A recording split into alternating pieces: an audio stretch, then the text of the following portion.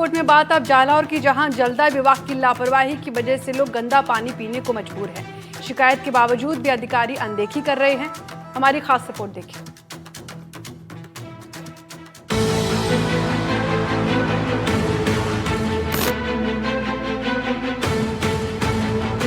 भले ही हम नए भारत की बात करते हैं, लेकिन आज भी कई गांव ऐसे हैं जो अपनी मूलभूत सुविधा से वंचित हैं। लोग स्वच्छ पानी के लिए तरस रहे हैं और लाचारी में गंदा पानी पीने को मजबूर हैं। हम बात कर रहे हैं जालौर जिले की। ये तस्वीर अहोर उपखंड के पछोटा गांव की है, जो जलदाय विभाग की लापरवाही को उजागर कर रही है।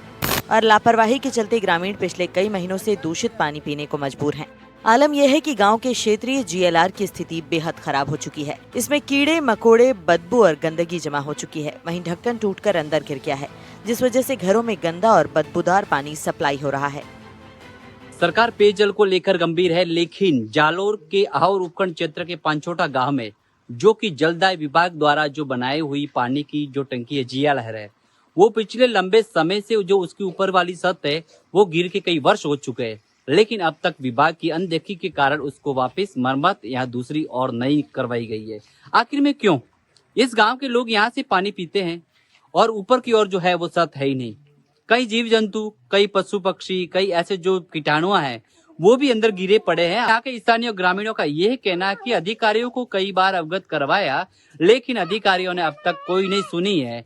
आखिर में क्यों नहीं? आखिर में शुद्ध जल के लिए सरकार गंभीर है, लेकिन शुद्ध जल कहाँ मिल रहा है यहाँ पर? ग्रामीणों का कहना है कि इस दूषित पानी के कारण गांव में पेट दर्द, गैस, खुजली और एलर्जी जैसी बीमारियों के मामले लगातार बढ़ रहे हैं।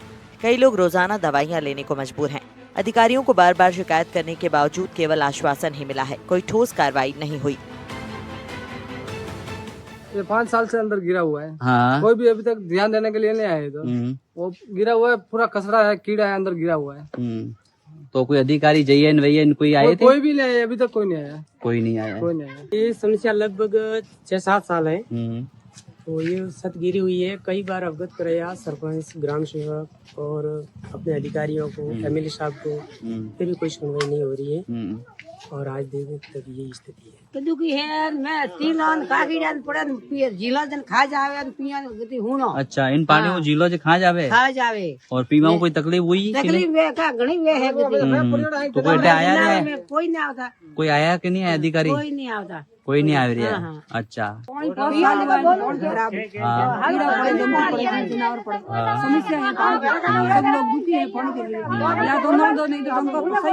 अच्छा, तो यहाँ पर जो नर्मदा के नल है वो दिए हुए नहीं है? कोई नल नहीं है, कोई नल। अच्छा, नल वो दिए हुए नहीं। अच्छा, कोई भी नहीं आते, कोई सुनवाई नहीं है। वोटों के बारे में आते और बोल के जाते हैं कि घुमा देंगे। अभी तक कोई जीतने के बाद कोई नहीं आया इधर। कोई नहीं आया। और पानी की जो व्यवस्था है वो किसी ने नहीं देखी अब तक? कोई देखे नहीं। ऊपर जाके देखा वो तो पीने लायक नहीं है, नहीं पियेंगे। उधर जल जीवन मिशन योजना का लाभ गांव तक नहीं पहुंचने से स्थिति और भी विकट हो गई है। महिलाओं को सुबह शाम जीएलआर तक पानी भरने के लिए आना पड़ता है। कई बार समय पर पानी की आपूर्ति नहीं होने से उन्हें घंटों इंतजार करना पड़ता है।